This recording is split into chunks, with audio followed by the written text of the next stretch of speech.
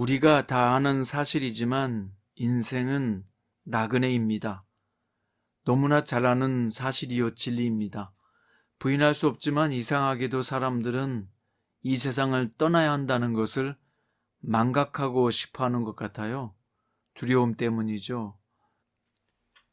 하지만 언젠가는 우리가 다 이 세상의 마지막 밤을 보내게 될 때가 올 것입니다. 우리는 그리스도인으로서 이 땅에서 살면서 점점 다가오는 그 마지막 밤을 잊으며 살기보다는 오히려 언제든지 떠날 수 있다는 마음가짐을 가지고 산다면 우리는 훨씬 더 인생을 값어치 있게 살 수 있을 것입니다.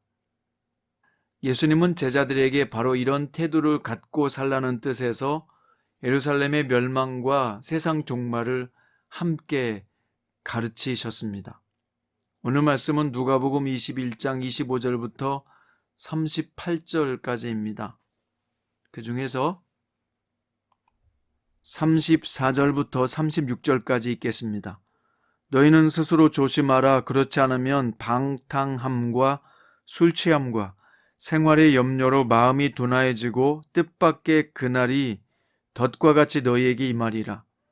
이날은 온 지구상에 거하는 모든 사람에게 임하리라. 이러므로 너희는 장차 올 이 모든 일을 능히 피하고 인자 앞에 서도록 항상 기도하며 깨어있으라 하시니라. 아멘. 오늘 말씀은 마태복음과 마가복음에 비슷한 내용이 나오는데요. 두 복음서는 마지막 날에 일어날 일에 초점을 맞추고 있는데 반하여 오늘 누가복음은 마지막 날에 그리스도인들이 가져야 될 태도에 집중하고 있습니다. 먼저 세상 사람들은 그날에 모두 두려움에 붙잡힐 것이다 라고 말합니다. 그러나 그리스도인들은 오히려 머리를 들고 주님께서 구원해 주시길 바라보게 될 것이라고 말씀하십니다. 따라서 마지막 날은 그리스도인들에게 고통의 날이 아니라 소망의 날이요, 그동안 바라던 소망이 이루어지는 성취의 날이 될 것입니다. 역시 예루살렘이 멸망하고 파괴되는 날은 예수님을 거절한 유대인들에게는 감당할 수 없는 절망의 날이요, 두려움의 날이 될 것입니다. 그러나 예수님의 제자들에게는 소망의 날이에요. 왜냐하면 주님을 향해 머리를 들고 주님의 인도하심을 바라는 날이 될 것이기 때문입니다. 자, 예수님은 그 심판의 날에 대해서 강조하시면서 무화과 나무와 모든 나무를 보라 라고 하셨습니다. 모든 나무가 다 봄을 알리는 역할을 하죠. 그런데 왜 무화과 나무를 특별히 말씀하셨을까요? 무화과 나무는 솔로몬의 풍요와 성전을 상징하기 때문입니다. 열왕기상 4장에 보면 솔로몬 왕이 나라를 다스릴 때 주변 나라들과 평화를 누렸고 이스라엘 최북단 단에서부터 최남단 브에세바까지 각기 포도나무 아래와 무화과 나무 아래에서 평안히 살았더라라는 말씀이 나옵니다. 무화과 나무는 곧 이스라엘의 평화와 풍요를 상징하는 나무죠. 그래서 무화과 나무를 먼저 언급하시고 모든 나무를 관찰해 보라고 하셨는데요. 그러면 여름이 가까이 오는 것을 알 수 있다, 이렇게 말씀하셨습니다. 그래서 이와 같이 예수님이 말씀하신 징조들을 보고서 하나님 나라가 가까이 왔음을 깨달아야 한다고 가르치셨습니다. 물론 그날이 언제인지는 고지하지 않으셨습니다. 그러나 나뭇잎이 나기 시작하면 여름이 오는 것이 분명하듯 주님이 말씀하신 징조들이 나타나면 하나님 나라가 가까이 왔다는 것을 알 수 있다는 겁니다. 자, 그럼 주님의 재림을 통해서 이 세상 종말이 올 텐데 우리는 그리스도인으로서 어떻게 살아야 할까요? 어떤 마음가짐과 태도가 필요할까요? 주님을 따른다고 하면서도 생활의 염려, 즉 당장 눈앞에 닥친 일만 생각하고 살면 주님의 재림은 덫과 같이 임할 것이다 라고 말씀하십니다. 자신의 마지막 밤, 즉 죽음을 인식하는 사람은 어떻게 삽니까? 하루하루 주어진 날을 낭비하려 하지 않지요. 지금 당장의 이익이나 손해 때문에 그렇게 마음 졸이며 살지 않는단 말입니다.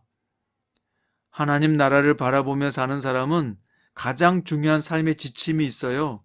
그것을 바로 예수님은 이렇게 말씀하셨습니다. 항상 기도하고 깨어 있으라. 한번 여러분도 따라서 해보세요. 항상 기도하고 깨어 있으라. 왜냐하면 이 모든 일을 피하고 능히 인자 앞에 서기 위함이다 라고 하셨습니다. 여기 서다라는 단어의 스타세나이는 망하지 않고 견디다 하나님의 진노 앞에서 해를 입지 않다라는 뜻을 가지고 있는데요. 그러니까 인자 앞에 서다는 인자가 세상을 심판하실 때 정죄를 받지 않는다, 심판을 받지 않는다 이런 뜻입니다. 자, 그럼 구체적으로 항상 기도하고 깨어 있다라고 하는 뜻은 어떻게 우리 삶에 적용될 수 있을까요? 방탕함과 술 취함과 생활의 염려와 항상 기도하고 깨어 있다라는 단어는 대비해서 쓰여지고 있습니다. 여기 방탕함과 술 취함과 생활의 염려로 살아가는 사람은 주님과 동행하지도 못하고 재림도 맞이하지 못할 것이다 라는 것입니다. 그럼 방탕은 뭘까요? 시간을 낭비하는 것이죠. 술 취함은 뭘까요? 현실에서의 도피죠. 생활의 염려는 뭘까요? 근심 걱정하는 삶을 말합니다.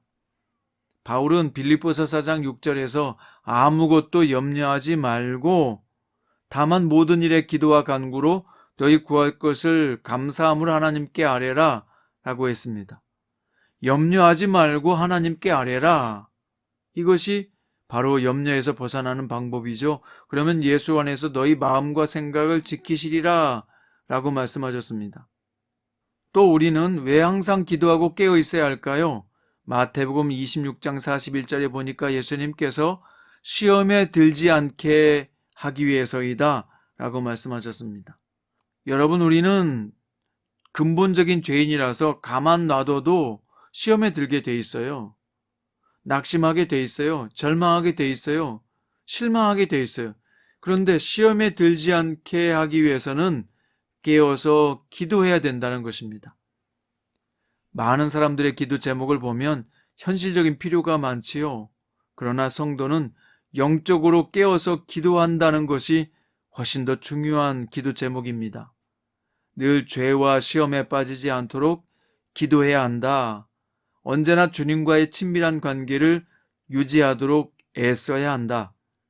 주님과 관계가 멀어지지 않았는지 점검해야 된다라는 뜻으로 오늘 항상 기도하고 깨어 있으라 라고 하는 말씀을 주신 것입니다.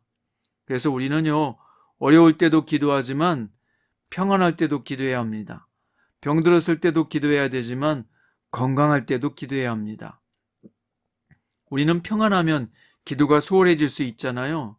그러나 주님의 재림을 생각하며 기도하기를 쉬지 말고 영적으로 깨어 있어야 한다. 그것이 승리하는 그리스도인의 삶이다 라는 것입니다. 요즘 재림에 관해서 점점 기대가 사라지는 시대에 우리는 살고 있잖아요. 방탕함과 술 취함과 생활의 염려로 마음이 둔해지는 그런 시대에 우리가 살고 있습니다. 그래서 노아 시대처럼 방주를 탈의하지 않고 생활의 염려나 방탕함의 지배를 받는 사람들이 점점 많아지고 있습니다. 또 어떤 사람들은 하나님보다 대통령이나 정치인들이 새로운 시대를 만들겠다는 공약에 너무 희망적인 기대를 갖고 있는 경우도 있습니다. 공약만 보면 우리에게 유토피아 세상을 줄 것 같아요. 그러나 전임자들이 그랬듯이 누가 되어도 그들은 우리가 거는 기대만큼 할 수 있는 사람들이 아닙니다. 우리는 정치인이나 또는 내가 기댈 수 있는 사람이나 내가 가지고 있는 재물을 너무 의지하지 말아야 합니다. 항상 기도하며 성도가 깨어있을 때 성도는 모든 시험을 이기고 낙심을 이기고 우울함을 극복할 수 있습니다. 항상 기도하며 깨어있을 때 우리는 지혜롭게 되고 명철하게 되고 통찰력으로 참되고 복된 것을 선택하게 됩니다. 항상 기도하며 깨어있을 때 우리는 범사에 감사하게 되고요. 항상 기뻐하는 삶을 유지할 수 있습니다. 항상 기도하며 깨어있을 때 결국 성도는 가장 풍성하고 평안하고 행복한 삶을 누릴 수 있습니다. 여러분 잊지 마세요. 항상 기도하고 깨어있는 마음으로 이 하루를 주님과 동행해 보십시오. 그러면 이 하루가 얼마나 소중한 날인지, 얼마나 큰 기회인지, 얼마나 큰 행복인지 느끼게 될 것입니다. 오늘도 주님의 재림을 기다리며 주님을 만날 마지막 밤을 기다리며 항상 기도하고 깨어있는 살아있는 그리스도인으로 승리하시기를 주님의 이름으로 축원드립니다. 기도드립니다.